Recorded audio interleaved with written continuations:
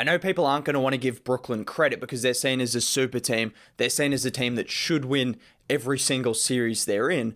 But let's get it straight. Without James Harden, this team is not even remotely close to a super team. Well, they're still a very good team, as we saw evidenced by the fact they took care of the Milwaukee Bucks pretty comfortably in game one of these playoffs. But as I was saying, with James Harden going out in the first 30 seconds of the game with a hamstring injury, which is pretty worrying and pretty sad. Hopefully prayers up to Harden, he gets healthy because we don't want to see him out with an injury. At least I don't, as someone who's just a neutral observer and don't really have any vested interest in who wins this series.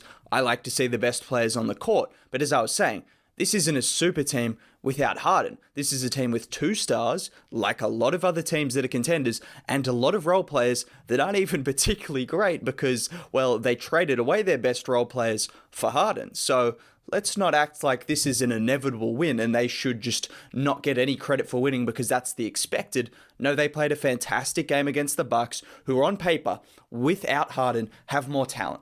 It's that simple. The Milwaukee Bucks, without James Harden on the Nets, they have more talent. They have Holiday. They have Middleton. They have Giannis. They have Lopez. They have switchability. They have more depth. They have all of those things, and the Nets were still able to win, so we have to give them some credit for that. Now, did it come with the Bucks? They hit 6 of 30 from 3, so they didn't exactly shoot lights out from 3, which is a big reason for it, and some of that comes down to luck. Three-point shooting is a strange thing. Sometimes you're hot, sometimes you're cold, but we also have to give credit to Brooklyn for defensively. When you take away the paint, well, when you don't have any interior presence, which is what Brooklyn don't, at least hopefully you can defend the perimeter, and Brooklyn were able to do that. They had the switchability, they had the versatility to get out and pretty much contest every three-point shot. So at least with the Bucks dominating the interior as we expected, the Nets were able to take away the perimeter. Actually, before I go any further, I know this is random right in the middle of the video, but if you could drop a like on it and subscribe to the channel if you're new, I make content like this every single day, and doing so just helps out the video a ton. But as I was saying, they took away the three-point shooting. Interior-wise, I don't know if the Bucks took advantage of what the Nets don't have as a presence as much as they should have. Giannis ends the night with 34 points. It seems like a little bit of a quiet night. I think that just comes down to the fact the ease at which he's getting points against this defense is just, it's easy. What else could I say? It's an easy way of scoring because he's getting to the rim. I don't think that means we should just discredit everything he's doing. We can't just say, oh, because Giannis is playing against Blake Griffin and Claxton, then all of a sudden 35 points is not 35 points. No, he still had a good game. And I think defensively, I was more impressed with Giannis. I think his help defense was great. He prevented KD from getting to the rim on pretty much every occasion. He was blocking shots. He was deflecting shots. He was just contributing to the Bucks stopping KD and those guys from getting easy shots at the rim. So Giannis played a pretty good game in my opinion. It wasn't Giannis. When your second and third options go 6 of 23 and 7 of 19 and your team shoots 6 of 30 and Giannis is your best three-point shooter on the night, that's why you lose. That's why you lose. We're not putting it on Giannis because he had a fine game. 5 turnovers was a little bit hefty, and it wasn't an unbelievable game by his standards. I think they could have taken more advantage of inside. I look at a guy like Lopez, ends the night with only 11 shots, but 19 points. Got to the free throw line a few times. Anytime he had a post-up opportunity, like that's a very good chance at a score. That's a very good chance. There was one occasion where KD was on 4 fouls after he'd gotten a 4th foul trying to guard Lopez. They had a perfect post-up opportunity. Giannis had the ball at the three-point line. All you had to do was drop it into Lopez. He's either scoring or KD's fouling, and he's getting his 5th foul in the 3rd quarter, and you don't drop it into him. That's just a huge missed opportunity. And if you're going to have Lopez in the game, because defensively, the Nets were able to attack him and get quite a few shots because Lopez was dropping back. If you're going to have him in the game, go to him, particularly when you've got someone who's 60 pounds lighter and is on 4 fouls. Like, that is just a huge missed opportunity, which I think completely swinged the game.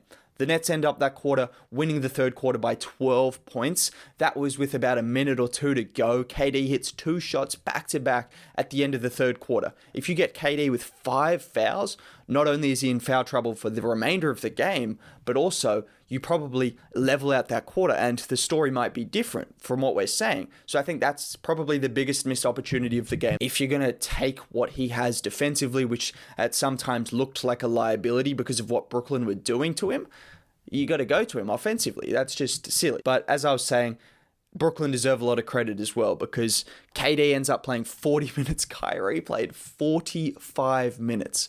45 minutes for Kyrie. So those two were out there. Those two were out there playing. Kyrie definitely has a point to prove, and he played fantastically. Ended up with 25 points, 8 assists. His efficiency wasn't amazing, but he just made timely plays. Only had 1 turnover. He was breaking down the defense. His passing was good. He made timely shots. Defensively as well, I think he doesn't get enough credit. Whenever I've watched him play this year as a net, he's been pretty engaged defensively, and I think he gets a bit of a bad reputation for what he does because he's got active hands, he fights, he engages, he gets in the passing lanes. He ended up with 1 steal, a block. Like, in general, defensively, I think he's pretty underrated.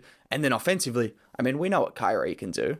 He's just an artist. Like, there's nothing else to say about Kyrie. Some of the plays he made, I mean, just outside of the numbers and outside of the Nets winning, just watching it as a neutral observer, watching Kyrie break down the defense, break down whoever was guarding him. Holiday, one of the best perimeter defenders in the league, if not the best, broke him down multiple occasions. Giannis switched onto him, broke him down. Middleton, it doesn't matter. These are all great defenders, and Kyrie was getting past them with ease, plus making the extra pass. Just a fantastic game from Kyrie. KD as well. I think one thing I will say with what I saw from KD this game was, in terms of attacking the rim, which he's normally pretty good at doing, obviously with his length, his size, his quickness, he's going to blow past your defender, and then normally he's going to finish it. But you had Giannis and Lopez pretty much hovering around, waiting on that help defense, and that's where I said I think Giannis had a good game with him coming over and protecting the rim and stopping a lot of KD's easy buckets.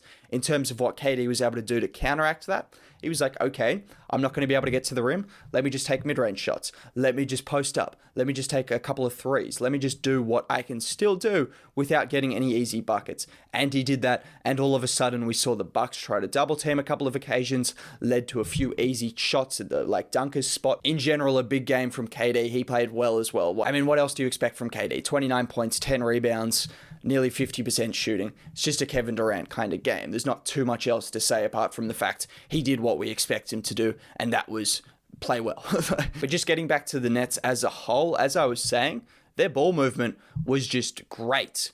Outside of KD and Kyrie, who are the stars, there's a reason Mike James was in double digits. There's a reason Blake and Joe Harris nearly finished with 20 points each as well. It's because they were consistently making the extra pass. And this is when I say, yes, the Bucks have more talent, which they do. In my opinion, they do. What the Nets were able to do to counteract that was just they had so many guys that are good passers. On the floor, if you have KD, you have Bruce Brown, you have Mike James, you have Blake, you have Kyrie. 5 of those guys have all been primary ball handlers at one point in their career. And you saw it tonight because they were consistently making great passes, great reads, and finding open shooters, which led to Blake shooting 4 of 9, which led to Joe Harris shooting 5 of 9, Mike James shooting 2 of 4, and the Nets shooting nearly 40% from 3, as opposed to the Bucks shooting 20%. A lot of it came down to the ball movement, the extra passes, the unselfishness from the star players and the role players, and in general, as a whole, as a team, they looked more connected, which is something else considering they've only played about 20 games together. They looked more connected, they looked more unselfish, they looked more certain of what they were doing offensively, and you need to give credit to Steve Nash and the star players for consistently making those plays. And then someone who I've slandered on this channel before, Blake, I mean, some of that is not really that serious. When I say things like I said about Blake, I'm not being entirely serious. You can say I'm going back on my word. Not really. Still think he quit on the Pistons. We're not getting into that right now. We're talking strictly about the Nets and what Blake did on the Nets tonight in his first playoff game as a Net. 18 points, 14 rebounds. I actually thought he would have defended Giannis better. I know, call me crazy, but in the playoffs last time he played Giannis, he actually defended him really well, really solidly on one leg. So I thought, 2 legs now? Maybe he can defend him better. He didn't really do a good job against Giannis. I mean, what can you really say? He's 6 inches shorter. He was okay, but offensively, made a huge difference. Dived on some loose balls, got a couple of steals, was able to box out on Brook Lopez a few occasions and hit his open shots, plus was a really nice screener in those Lopez actions. When you wanted to get Lopez in that drop back and get those easy mid-range shots, having Blake as the guy who can then cut or pop is really handy. So he was running a lot of that action and he ended up having a really good night. Again, I don't really have anything personal against Blake. When I make that kind of video, it's more of a joke. I don't really care. In general, Brooklyn, a lot of minutes between their stars, a lot of minutes and a lot of production from those guys and everyone around them. Is this series done? No. Like, the Bucks shot 6 of 30 and they were still in the game for most of it. Like I said, they've got a lot of talent. They're going to consistently get to their spots inside, regardless of if Harden's back or not. And we still don't know if Harden's going to be back. Without Harden, it's going to be a tough series for the Nets. And if they can pull it off, they deserve a ton of credit. But game one, that goes a long way. Because to lose Harden in the first 40 seconds, that's not easy to come back from. To just lose that guy, and then Kyrie has to step up and play near 50 minutes, near every single minute of the regulation game. I mean, credit to them, because the Nets played a really good game, and I feel like just because they're considered a super team, they might not get the credit they deserve for what was a gritty performance. In the end, they played a gritty performance because they crashed the boards, they were undersized, and they made the right plays on both ends of the floor. So shout out to Brooklyn.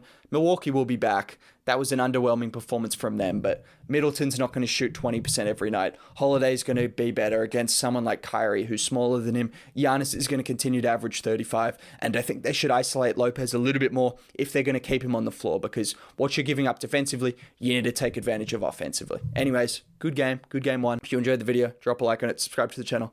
Have a great day. I'll catch you next time. Bye.